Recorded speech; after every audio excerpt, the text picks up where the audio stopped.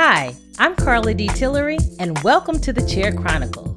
I'm your life coach and your favorite auntie. You know, that aunt that is so not afraid to tell you the truth and help you see things just a little clearer, and you love her advice.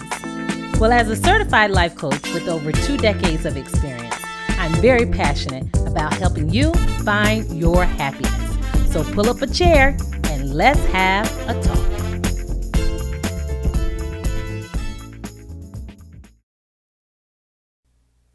Hey, LA. Hey, how's it going? Good. We're back. We're back. Yes. Okay, what's the question for today? Okay, the question for today is, how do you handle conflict with a person on your job? Oh, this is going to be good. On your job, in the workplace. Okay. It comes up very often. That's why there are things called the HR department. Thank God. Right? To handle a lot of different things. Right. But one of their roles is to also help with different conflicts that occur in the workplace. Okay. Yep.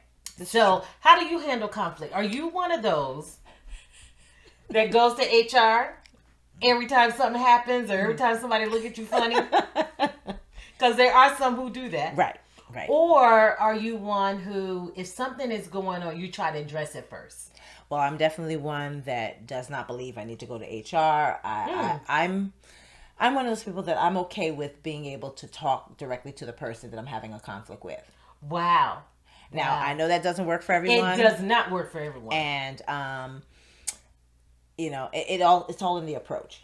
It's all in the approach, so, but I am one of those people that I believe. So what do? Do you say, I need to talk with you about something, or something bothered me in this meeting, or however? Or are you one of those that go storming in the office and you're like, look at here, you did this. Ooh. I don't appreciate it.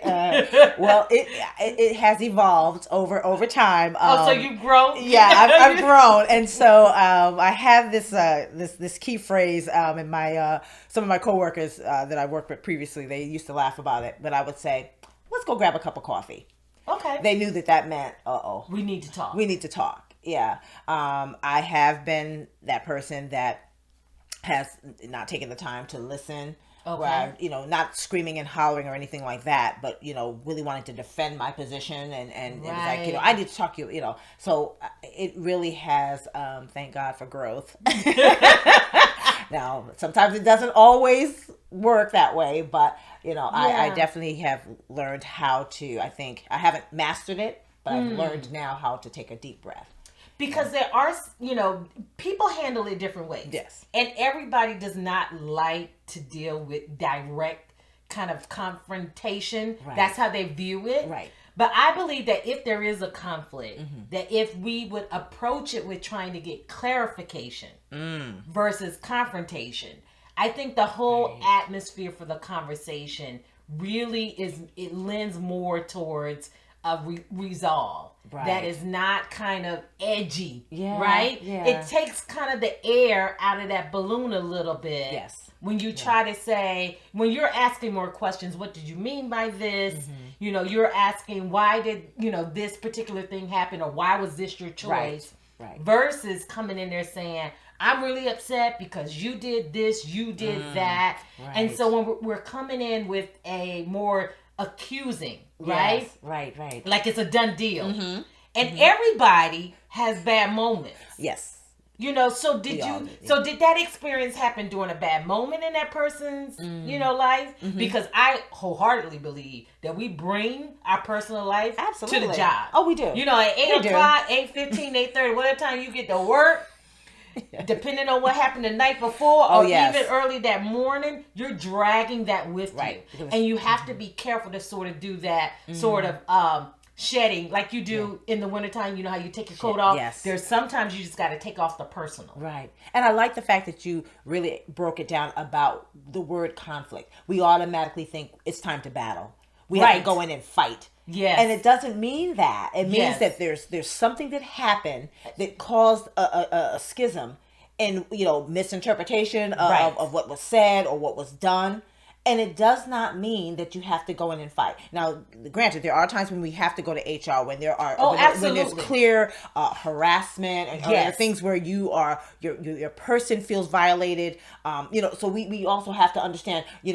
You worked on a project with someone and they took the credit for something. That's not an HR. That's totally not an HR situation. That's not an HR situation. Not, right. And even when we're talking about in this pandemic, of course, a lot of us are working from home. So now the email. The email. Okay, the email. So let me give you a quick scenario, and then you talk to me about what you think should have happened or how I should have handled it. I received an email. Okay. From someone I needed clarity about something, although the person wasn't directly involved in the project and all of that, but I knew that they had information that I needed for a task. Okay. Clearly the person that had set up the task had, given instructions and all of that, but there was a key that was missing to it. She wasn't in the office that day or not online. So I asked this other person who has a prickly personality. Of course they had to, include everyone on this email, which I didn't understand why.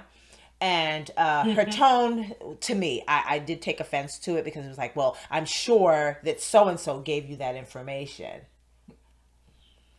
So it took me a minute. I had to write and erase and write and erase.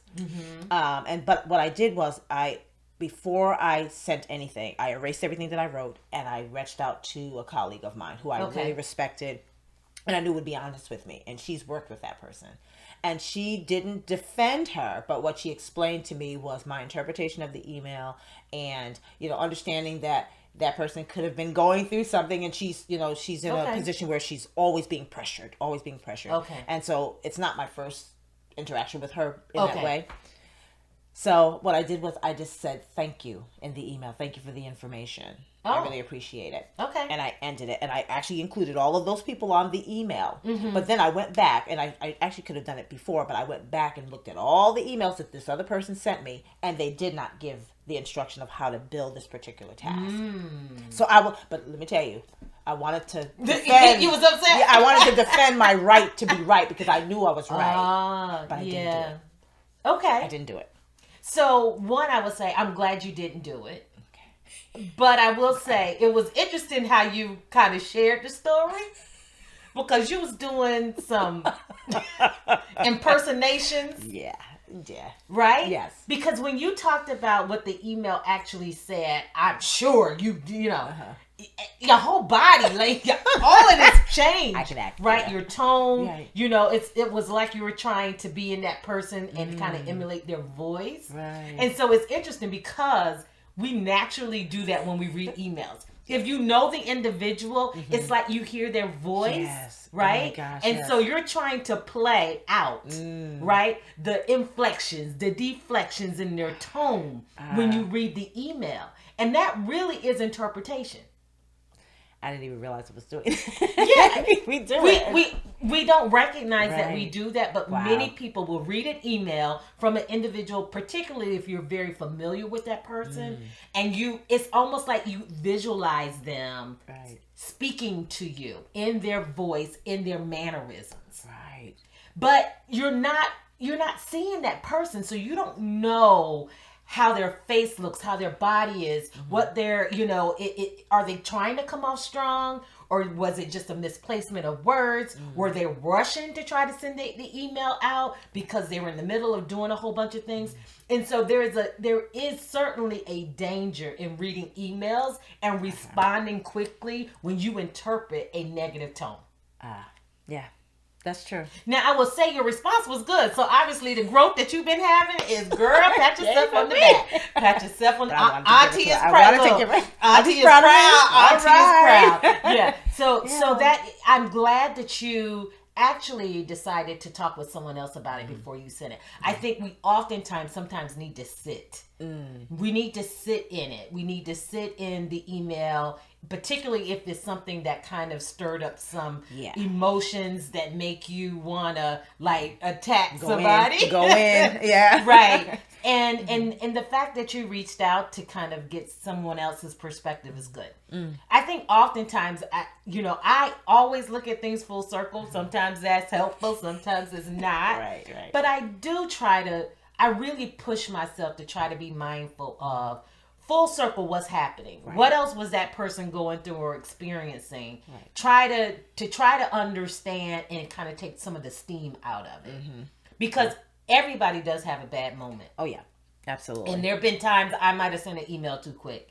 And then it was like, I didn't mean to be quick and short. I just was rushing because I had so many different things to do. Right. And I might not have said hello or thank you with an exclamation mark to be like, this is great. True. I really appreciate you. And sometimes it's just like, and you just send things out. So the written forms of communication, sometimes we interpret, the receiver does the interpretation. Yes. Sometimes we imagine the intent.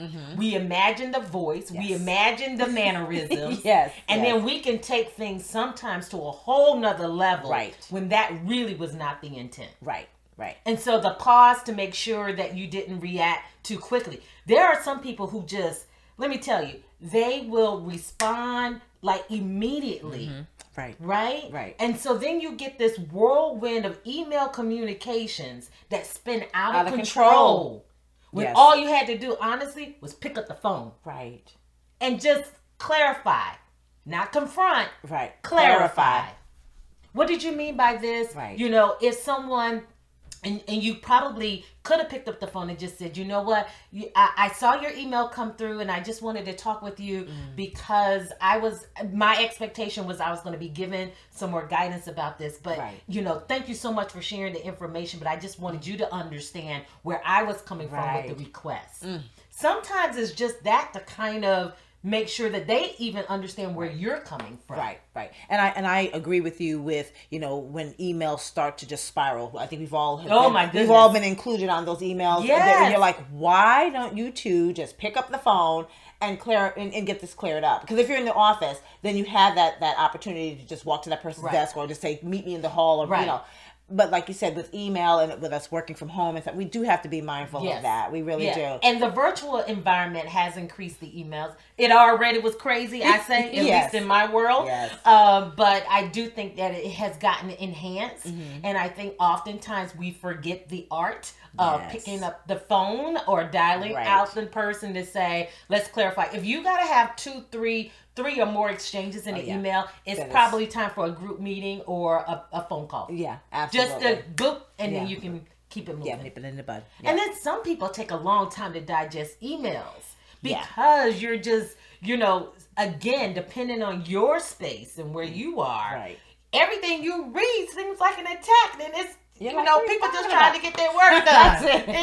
It ain't about you. It really is innocent. It's not about you, boo-boo. It is not. We don't have time to pat and, you know, and emojis, a smiley face. It's like, listen, we have to get this done. Some people just need to get things done. And so that can be challenging. But I think when it comes to conflict, we oftentimes don't want to sit in it. And I said that earlier, but I really want to explain that. Is that oftentimes when we hear things that kind of go against what you feel your intent is, we don't want to sit in that space because it's uncomfortable. You have hurt me. You're degrading my professionalism and my skill set, and it's hard to kind of hear, even with performance evaluations. A lot of people don't love them. Most people, I shouldn't say most, but there are quite a few people that really detest performance reviews. Because they might have to sit in a situation where they have to hear something that is a negative reflection of their performance. And that's the honest truth. Is uncomfortable and it doesn't feel good. It is. And it's funny because I think in most companies today, there's that department that really talks about how to have those difficult conversations. And I wish they would term it something else. I know that, like with performance reviews, it is a difficult conversation, but maybe there should be a more positive spin on it. And not everybody is able to do it. And it's funny because, again, one of my stories with a company that was very big on job performance and being able to help you with development and career development and all of that, I was always very upfront and said, listen, it's great to praise me and give me all of the accolades and all of that. That's fine. I have tough skin. If there's something that I'm not doing right or something that I should be doing better, or you see me in a different role, be honest with me. Let me sit in that. Let me digest it. If I feel like it's something not, you know, that I don't agree with, you have an opportunity with your performance review. I would hope that you're able to kind of write a rebuttal or say, well, this is, where I see it, or, So I've always been, and I've had supervisors, directors say to me, wow, that's that's pretty big, bold. Yeah, that's big of you. A lot of people do not really entertain, right? The thought of that honesty coming towards them. Now, but the flip is, we always want to tell everybody else. Don't we? Right? What Don't we see, yes. what our experience is, what's working well for me. But then we oftentimes don't want to hear what would work well for someone else. And I do a lot of exercises with people, whether it's through coaching or mentoring, that really allows them to understand, how do you receive information, how do you give information, and then understanding adaptable strategies for someone who receives information different from you. And it's so important to have that ability really to adapt yourself so that you can effectively communicate with all people that work around you, no matter how different they are from you. Right. And you should want a different environment. Yes. We don't want clones. No. As great as I am. There's only one Carla. There's only one Carla. And as great as I am, I don't think we need a whole world full of me. I could see that. But that's true. That's true. And so I truly believe in the perspective of having diversity in all areas, right? And diversity of thought and personality and strategies and all of that. But we do have to learn how to work with people that are different from us. That's it. And I think that is key. So having that boldness, as you call it, and which I agree with, and just the ability to say, you know what, I want you to give me some feedback that will help me. Right. And that to me shows that you do want to grow. That to me proves to me that you are a person that doesn't want to be stagnant. No. Sitting in some stale water. That's right. Right? That's right. That you want to keep things moving, progressing, and forward thinking. And the only way to do that is to not only praise things that are going well, but to enhance things that are not going so well. And you got to know what that is. Right. You have to know. And again, I know people that have been in situations where they felt like, and in certain cases, it's been proven true that their director or their manager or their supervisor was, for lack of a better word, sabotaging their career. But again, you have to be clear. And in those situations where there's conflict with that, where you feel like, okay, I have investigated, I've really looked at myself, I've looked at my skill set, I've talked to other people, I'm hearing all of these things, but then I'm getting this piece of paper that doesn't reflect any of this. That's a situation there where that it needs to be escalated, where you feel like, okay, if I talk to this person about, well, I don't see it that way, and we're not going to make headway, then in a situation like that, if you can't go to that person's senior, then that may be an HR issue. Absolutely. So you just have to know when things are elevated enough. Right. Exactly. When they've elevated enough to dealing with and trying to approach that individual on your own will not resolve it. Right. Then you do, absolutely. You have to continue to elevate the issue or the concern so that you can get it addressed. Right. And in many cases, it means going to HR. Which it really is, that's the function of HR, right? It really so is. there is a purpose for HR. But I do think on some of the smaller things that contextually can be handled one-to-one, we've got to learn a better way of communicating and resolving that without attacking and accusing, asking questions for clarification, without trying to confront someone. Because that's when it becomes edgy, a little, it can become hostile. Right. That's when you're afraid almost at times to go back to work the next day. Yeah. Yeah. And that's because you don't know what that space is going to be like. And you just don't want you don't want to be a part of it. Right. So then you start avoiding people and all of that. Yes. And so I do think trying to make sure that you sit. The power of a second. I got to bring that back up again. Yes. Right? The power of a second to just absorb something first and to really try to think about the context, really try to make sure that you understand the real tone and it's not your inflected tone. right? Exactly. Because we will emulate in a minute. And we can take it to a whole different level. Yeah, they did it. Yeah. Right? Next thing you know, your voice is changing, your body is changing, right? Because we have taken on the personality of that person even. You will not win an Academy Award by doing that, so no. Right.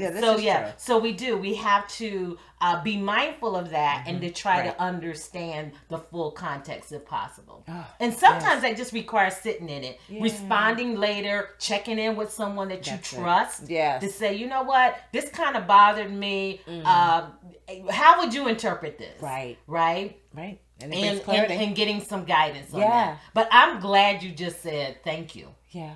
Because you know what? It didn't perpetuate it. Yeah. It just squashed it. Yeah. So you just got to then, then you just got to process yourself. Yeah, because trust me, if I had sent those other emails, like you said, it could have escalated and been something more than what it should have been. So, it was fine. It was fine. Yeah. It was fine. Oh my goodness. So I think sometimes we do need to learn how to have.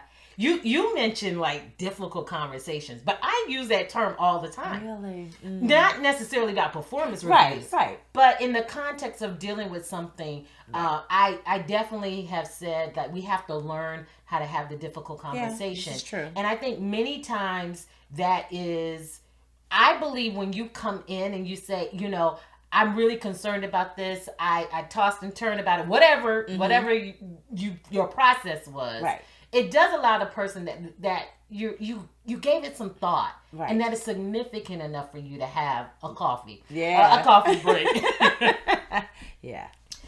This was bothering me, and I think when you say how you feel versus what this person has done, I was impacted by, and I just want to make sure I understand what you meant, as opposed to saying, I didn't like your tone. I didn't like what you said. That's a different approach. Right. Because you are coming in attack mode. But by saying this is how it made me feel, you allow the other person then to check themselves and say, oh, I didn't mean it like that. Yes. I'm sorry. And again, it's not that you're looking for them to say they're sorry, but you want them to understand how it felt to you. Right. And again, like you said, it can just be as simple as, listen, I wanted to just get this done. I'm sorry, or I provided you with the wrong information. You were right. Right. It's just a way to just clarify, and then you both can take a deep breath. Right. And most conflicts are just miscommunication.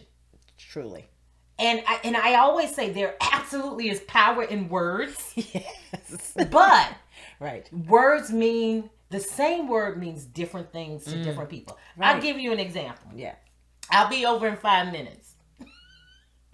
Now, I'll be over in 5 minutes to some is literal. It's 5 minutes. 5 minutes. Right. For some others, it means I'll be there actually in 3 minutes because they're always ahead of themselves. Right. And for others, that 5 minutes could mean 10 minutes, 15 minutes, 20 minutes. Half an hour. I'll see you when I get there. Right. But some people operate in the space where they're used to saying 5 minutes all the time. And their 5 minutes actually could mean when I'm done with this task, I'll be there. And they're thinking, I just have a little bit more to go. Right. And so some people are more literal than others. Some people use it as a figure of speech. Some people take it literal. Right. And so you have to understand that the same, like words mean, different things to different people. Right. Or it's around the corner trying to get directions. It's right around the corner. Right around the corner, right. Well, right around the corner, if you're not familiar, it can feel like a long time. It's true. If you don't know where you're going. That's it. Right. That's it. Yeah. But again, by you saying the power of a second, it really will help diffuse a lot. I mastered it. Mastered it. Yeah. So I do like to encourage people to actually try to resolve it with that individual. Yeah. And I think if the approach is going to that individual for clarification, I think you're going to see more positive results. Yes. And you can clear things up much quicker than you can if you go in trying to confront someone. That's it. That's the advice. I love it. Oh, man. This is good. All right, so listen, I welcome anyone to challenge me with this approach. or share your experience, or share, how you handle conflict with individuals in the workplace. I would absolutely love to hear from you. So be sure to like and share this podcast with other folks.